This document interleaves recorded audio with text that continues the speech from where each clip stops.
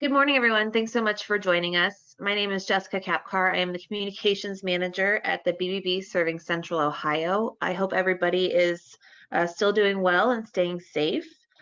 We are very glad to have David Kaplan back with us. He is the CEO and founder of Panoramic Strategy, and he gave a great presentation shortly after the stay-at-home order went in effect.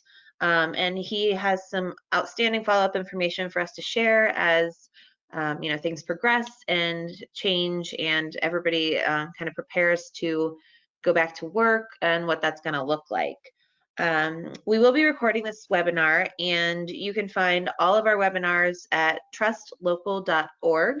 That is our one-stop shop kind of resource for all things having to do with any local or national resources that we can help provide.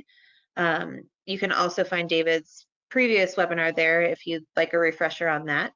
If anybody has any questions, you can feel free to ask those in the question box, and we'll just kind of take them as we come, and if there aren't any questions, we'll hold them to the end, and David will be able to answer them then. So I'm going to go ahead and turn it over to David and let him get started.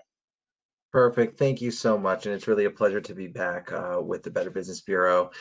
And today, what we're going to cover, I think, the gamut from rescue, reposition, and recover. What I'm seeing over the last couple of weeks are so many businesses who are finally picking their heads up after going through this crisis mode for the last 10 to 12 weeks.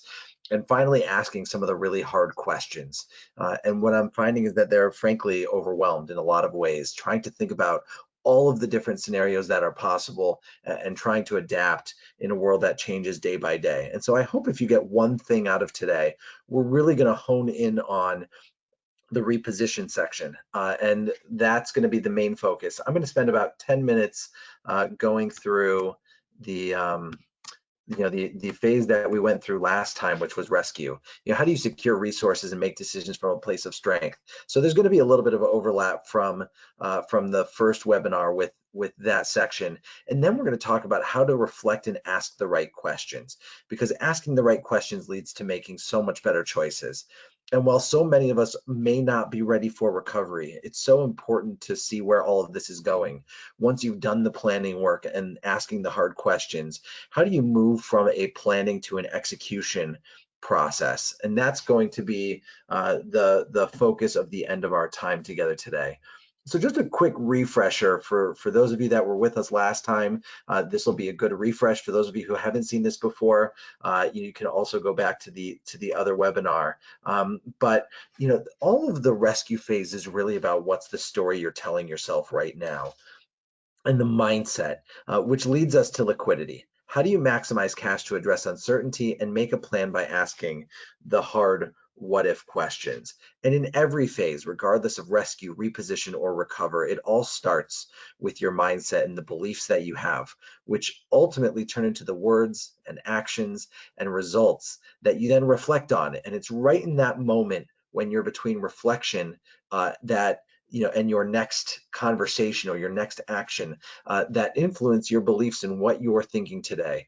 And that, I think, is going to be so important as we go through, because we've seen two problems that are facing folks: the making decisions very quickly, the ready, fire, aim mentality, and making changes before they knew exactly what the implications were, versus still waiting. I know a number of folks, including some of our clients, that are saying, I'm going to wait for May revenue to come in before I make any decisions. And both of those have challenges associated with them, because the recognition that the uncertainty has always been here, that what we think is certainty is really underpinned by so much uncertainty, is why we need to right now do two very important things: build liquidity and plan. And I'm not going to go into too much detail on the liquidity piece, other than to say you should be looking at all the different ways to make sure that there are dollars available, because that buys you some time. And time is so critical in a time of uncertainty, and making sure that you have enough right now to feel comfortable making really important decisions. And doing that means putting cash in the bank, but also prioritizing. And that prioritization process is all about asking what if. And I know we're going to go really fast through some of these slides at the beginning. And the other webinar that we did about a month ago really covers in detail the financial stress test, but very simply, ask really important what if questions that over the next month, the next 12 months will help you decide how much do we need to change and when will we make those decisions. I'm going to skip over the slides here because you can go back to that webinar. But ultimately, the point of the exercise is that you can look at the decisions that you need to make, put them into tiers, know when you're going to make them so that you can get back to that mindset and take this away. Put it as aside as the plan, execute against it, but all of this is in the spirit of moving forward. And moving forward means getting ready for repositioning. And so, as the reminder, if you don't have dollars in the bank from liquidity and you haven't asked the hard what if questions to understand how much you need to change right now, it's going to be very difficult to start moving forward. And so I really recommend that if you hadn't have a chance to go to that webinar, go take a chance to listen to the recording. Think about if you've taken all the steps that you need to take in the rescue phase before getting to reposition, and then move your mindset into the reposition phase, which all starts with discovery. How do we open our minds to the worldview, all the macro external forces that are having an impact on us right now, and think about them. Give yourself some space to step out of your day-to-day to ask some really hard, big questions. Asking those big questions are going to start clarifying the why and the how of what you need to do, the key choices that you're going to need to make so that you can create a few scenarios and prioritize decisions. Finally, and this is where we would get into recovery, it's time to take action. I think it's really important right now to reflect on, strategy in its traditional sense. When you look at all of the different frameworks, almost all of them assume that the world is relatively stable, that you can predict the future with more accuracy, that some things will stay the same and some things will change, but that you can rely upon certain foundational principles to get through. And it feels familiar. Over the last 10 years, things have started to feel familiar until about 3 months ago. And so we believe that moving away from the traditional strategy process and trying to make long-term plans is going to be all about being predictive instead of perfect. So create some scenarios, but don't believe that you know the answer. Being nimble, make sure that you are ready to make pivots quickly and when you see some of the things happening that you plan for. And living in the frontier, this is all about getting uncomfortable. How do you get uncomfortable to the point where it feels challenging, but when you see it happening, you have already considered some of these possibilities so that you can get into that moment and do it confidently. Challenging our thinking is always one of the more challenging things to do because we've been living in our reality and we're shaped by our beliefs. And so stepping back to look at our worldview is going to be really a really important part of the exercise to help think about our organization and how that influences our personal view. When you step back to think about all of the different external forces that could be impacting us right now, whether it's healthcare and living conditions or the political environment and technology and globalization, most of us couldn't have even imagined ourselves on these go-to webinars or Zooms 3 months ago and adapting our business models to online, let alone all of the other things that are happening around us. And so what we want you to do as a business going through this process is to think about what are the top 3 external forces that are impacting your organization right now. Is it healthcare and PPE and the potential for a vaccine or the time that it might take to get a vaccine, or is it the change in living conditions and the way people are organizing or reorganizing? Is it technology like what we're using right now, or is it the political environment and government that might be impacting your business? It's so important to take a moment and think about what are the top 3 things that are impacting your organization right now that are external to you, that are truly at that world level view, because that is what's going to help when you bring it together with your operating reality, all of the things that you know about your business right now to help you ask great questions. And those great questions are going to be the ones that help you create the scenarios through which you can view the future. We were working, I think a fun example recently was we were working with a museum that said, what if we never need a physical space again? And that question alone, because of the way people are going to reorganize, help them really start to think through, what could look different in the future and get uncomfortable. And if you look at it through the lens of those three external forces that you said are the most important, if you look at it through a technology lens, that would be one. If you looked at it through a health lens, it could look totally different. And we want you to create three scenarios that are distinctly different from one another. And that's right, it's easier said than done. So what my recommendation is, especially with limited time, is to create a headline. Imagine that you're opening the newspaper in 2 years, 3 years from now, and the headline is the scenario, right? Is what has happened and how that changed your business. And if you can write a headline for each of these scenarios, very quickly you can see the impact on your organization. The museum that I just mentioned created a headline that talked about reaching people across the country, having the first 3D virtual museum, of their kind, that changed everything that they were talking about for that scenario. If you can create a headline that it describes the impact of that scenario through the lens of something like technology or health or government and politics, you can create three different scenarios in your head that can help influence some of the decisions that you will start considering. I think it's really important to take a moment and recognize that it's almost impossible to do this work alone.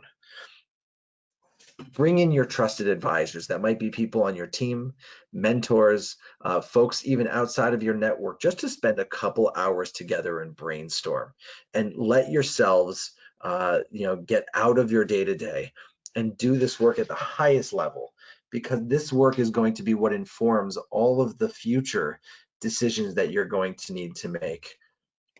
And once you've gotten that worldview and allowed yourself to spend some time getting uncomfortable, it's all about asking the right questions. So many of us want to live in a world where we feel like we know what's happening and what's coming next, but so much more important is to start asking the right questions, because asking the right questions leads to making better choices. And that's what we're going to focus on for the next number of slides, is how do you go through a process that allows you to ask great questions, and what does that mean for the choices that you'll make? Which I think plays really well with what is the most important question that you're going to be facing over the next 24 months. Looking through the lens of those three scenarios that created, what does success look like for our organization? And allow yourself to just answer that question simply. What does success look like? And even for yourselves right now, I actually think it would be valuable to just take 30 seconds. If you have paper in front of you, your own phone, take a note. What does success look like for your organization in 24 months from today?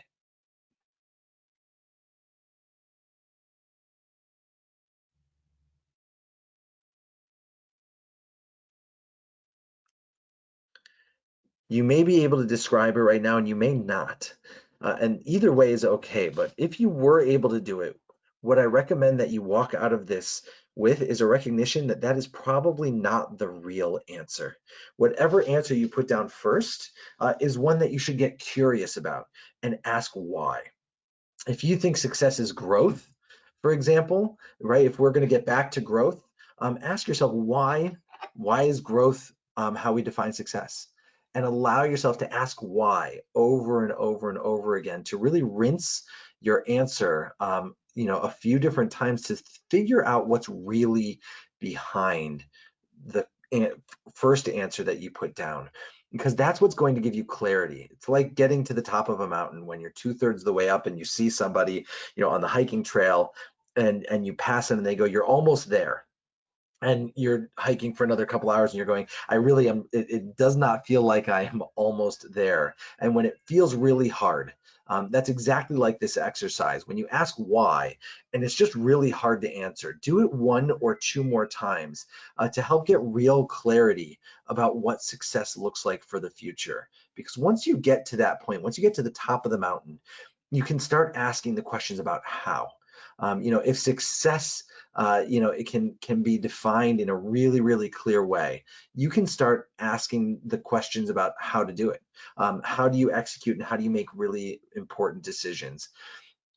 And those decisions, there's a lot of different frameworks out there, but I think you can very simply boil it down to the who, what, where, why, when, and how, right? Who are our primary and secondary customers? Has it changed? Is it the same? Is it a different segment than it might have been before? And that will help you then ask the what. What products and services will we focus on? If you are an organization that is heavily in person right now, what products and services will you focus on in order to achieve that success that you just got clarity on? It could be something totally different. And what does that mean for our where? Will we limit or expand our geography? Organizations and companies that thought that they were hyper local may actually not at all be anymore. And what might that look like, based on what your success looks like and the scenarios that you created? The how. How will we get our products and services to our customers?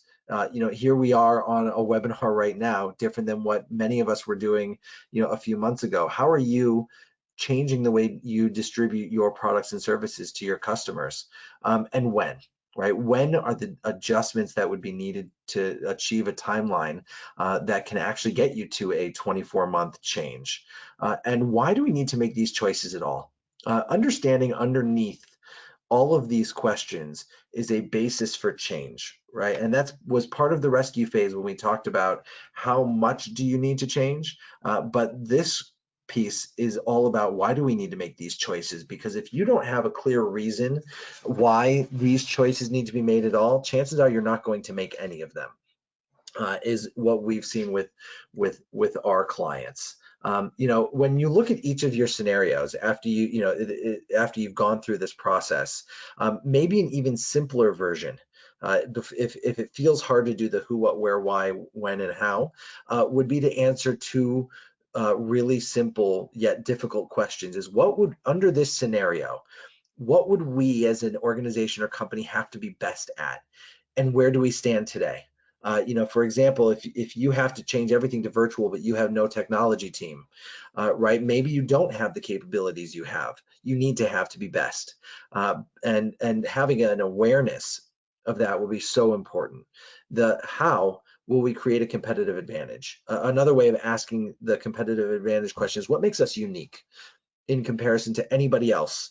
What is our value proposition? How do we win? But really, how do we create a competitive advantage in this scenario? And if you can answer those two questions for each of those three scenarios that we talked about earlier, you can very quickly get to the question about what activities must we do and what must we stop doing. All of this together will help you create a hypothesis, a way to identify a path forward by making choices and thinking about the most important decisions that you would need to make so that you can start the concept of moving forward. And I want to take a minute to focus on the start, stop, and continue factor here.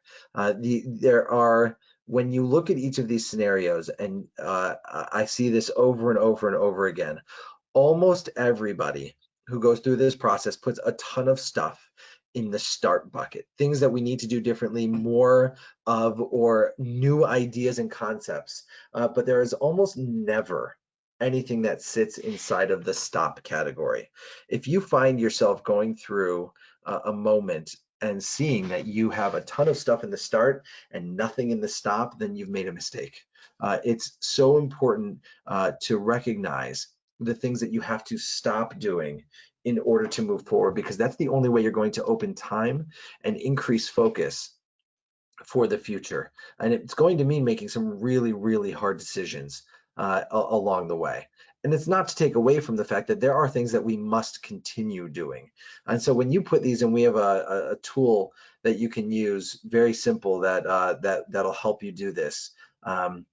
You can see quickly where you stand as an organization, and it'll help you reorganize around some of the choices that you're going to need to make. And so I think it's a good reminder to come back to the very beginning and think about what the repositioning process looks like. And we know folks that do this in a week, and we know folks that do this and it takes them months because of the difficulty of some of the decisions that they need to make. But the first piece was to open your worldview, to take a look at the external forces that are impacting you right now. List those top three so that you can clarify the why, right? What does success look like and why is that important? When you can clarify that, you can understand the key choices you have to make. Looking at those three scenarios, you can talk about what do we have to be best at and what is the unique advantage or competitive advantage or uniqueness that we bring to the table, and answer the who, what, where, why, and when questions associated with those scenarios. Very quickly, that will help you look at those scenarios and make a hypothesis so that you can say, well, these are the things we're going to start doing, these are the things we're going to stop doing, and these are the things that we're going to continue doing. And the truth is, over the next number of months, there are so many unknowns and uncertainties that the strength of doing this work is in the exercise and the process, not in getting to the end. More importantly is recognizing when you have to do this work, because you may have to do this 2, 3, or 4 times over the next 6 months in order to continue getting clarity. And the truth is, you're going to have to keep shifting, and accepting that as part of the process is critical to beginning to move forward in the world. And so, as we see people pick their heads up, everyone wants to take action. But before they take action, we so strongly recommend that you go through this process to think about repositioning. And I don't think we've mentioned it yet, but we have a number of tools that are on our website that you can grab. We have it at the end of this webinar as well, the landing page that you can get all of the templates that we are using, and you can do it for yourself and see what happens.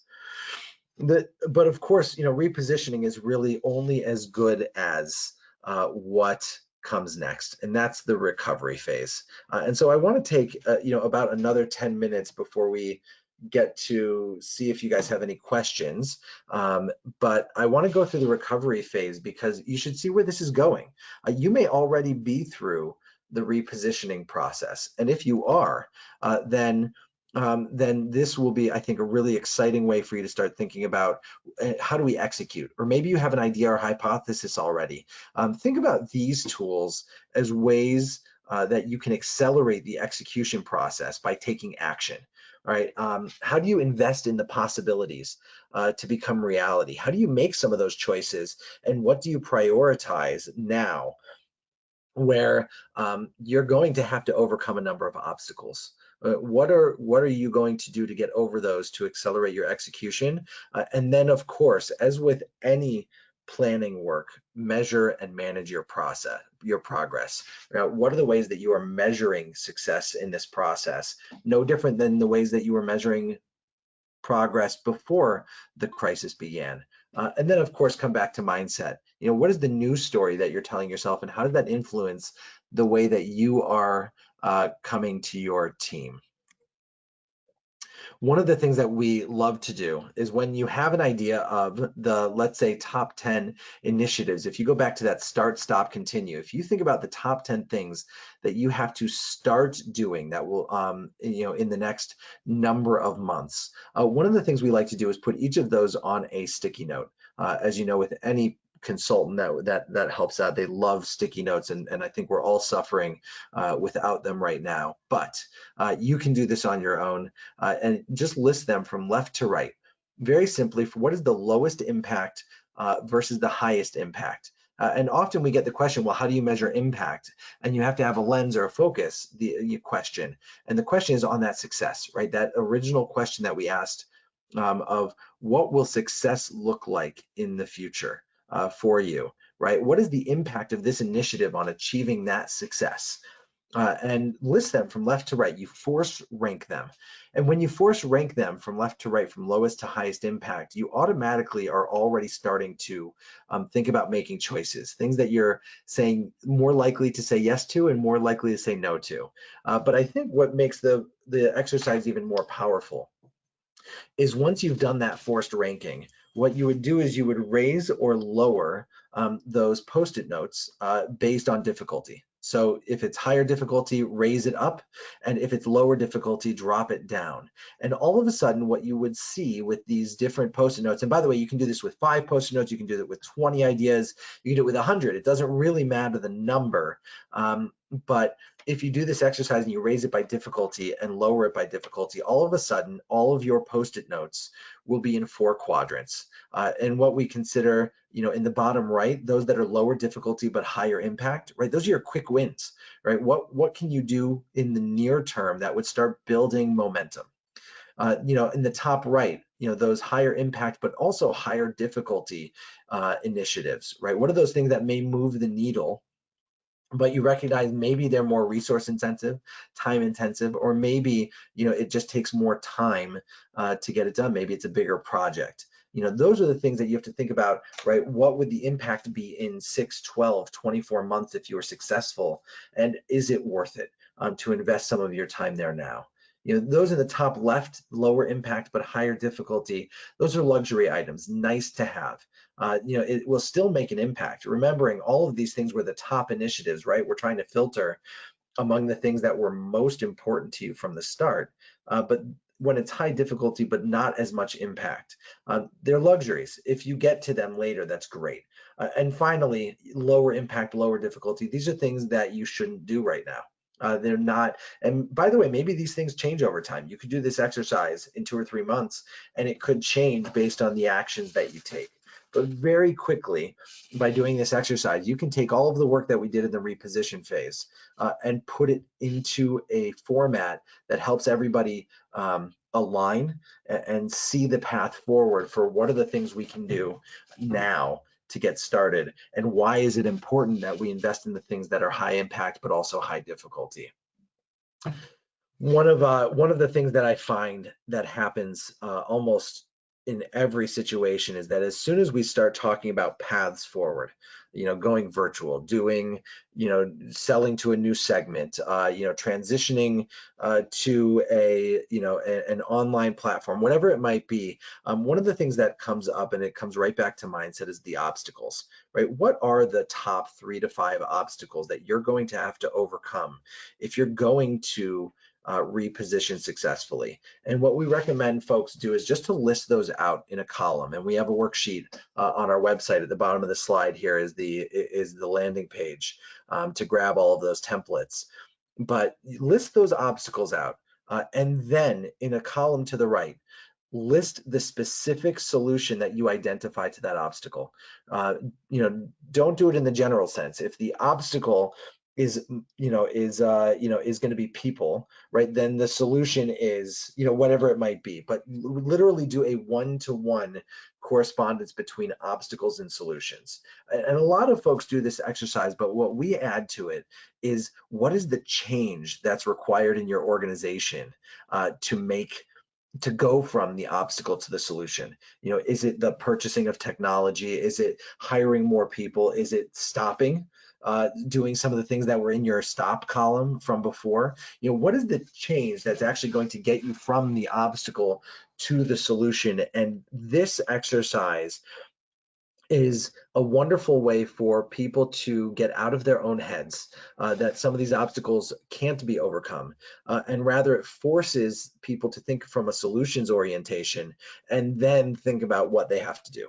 Once you understand the solution, the change becomes clear, and then you're in a much better position to be taking action. And that's why, right, all of this is so important to the original question that we asked, right? What does success look like? Because we have to answer all of these questions about focus and choices. And I think there was a great article in the Harvard Business Review recently that I think did a really great job of talking about coming out of the last financial crisis. In in 2008, 2009, what were the characteristics of companies that did much better than their peers? And it was really in three categories.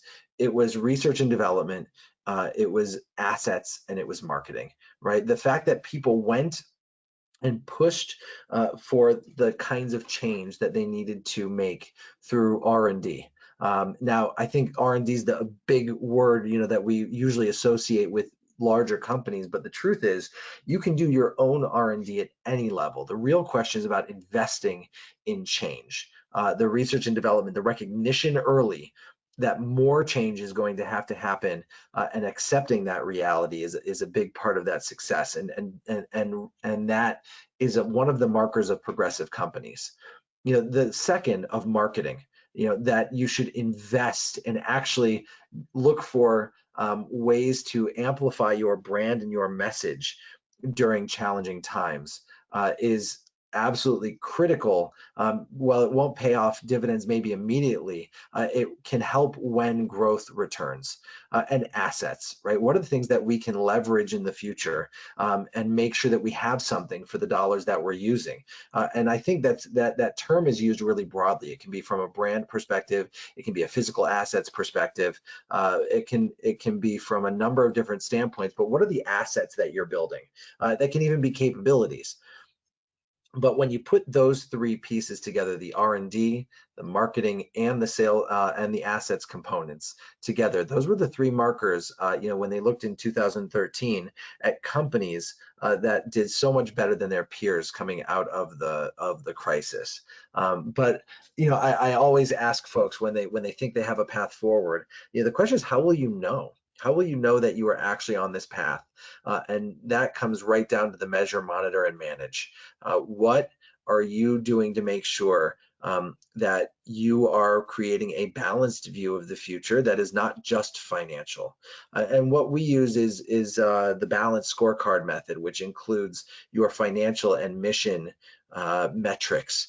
But it also recognizes that your internal your team has to have metrics that lead into your customer and stakeholder outcomes that are informed by innovation and learning in your company that all influence the financial and mission outcomes. And so I'd encourage you that if you're using a KPI or a dashboard right now that looks very heavy at financial, I would encourage you to think about what are the drivers of those financial and mission impacts, and to think about it from a customer or stakeholder perspective, from your team, from the internal perspective, and from the innovation and learning, the systems, the capabilities, and the culture that will help drive the results that you're looking for through this entire process.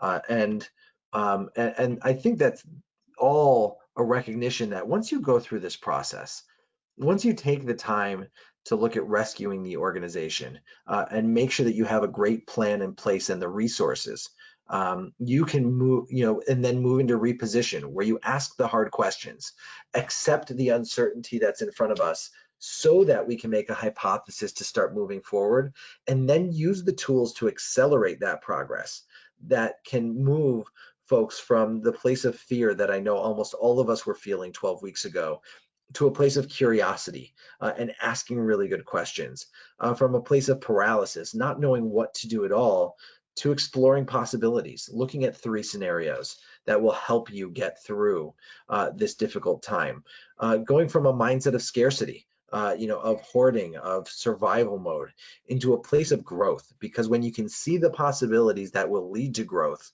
all of a sudden you can start taking action, and that will help build the virtuous cycle of growth. And while anxiety, I think, is going to be a part of every moment that we experience and was a part of our lives before this crisis, being at peace with some of these moments by accepting the uncertainty, knowing some of the possibilities, and taking action over what you do have control over to start looking towards growth again, or maybe even more than you did in the first place, can all help bring a sense of calm and peace to the process. And so I hope that as you think about the arc, of rescue, reposition, and recover, It's all about being proactive, and it's all about asking really good questions so that you can make a good plan and stick to it. And that plan should be nimble and flexible, like we talked about earlier. That helps you identify some scenarios and start, stop, and continue, because then it's all about action. It's all about how do you get over those obstacles so that you can make the change that you need, and how do you know that you're on the path. And so, I wanted to stop here because I think, well, frankly, this is the entirety of the presentation today, to see if there are any questions. But I hope that you were able to take a part of this out and see where you are right now, and think about some of the questions that you might ask yourself as you get into the next phase of this moment. So I'm going to stop there, and I'll ask, Jessica, are there any questions that have come through, or would anybody like to ask any questions? It doesn't look like we've had any questions yet, but if anybody does have a question, please feel free to just type that into the questions box. And, as I mentioned, we did record this webinar, so it will be available on trustlocal.org. You can always feel free to reach out to me at BBB. I know David is always receptive to helping however he can. It doesn't look like we have any questions coming in, so I just want to say thank you again, David, for your time and for all of this outstanding information. And I think if nobody has a last minute question, we'll just go ahead and say thank you and call it a day. And everybody stay safe and enjoy, the rest of your day, and hopefully some sunshine this weekend. Perfect. Thanks so much, and thanks to the BBB for making this possible. And again, stay safe, stay healthy. Thank you so much. Take care. All right, bye-bye.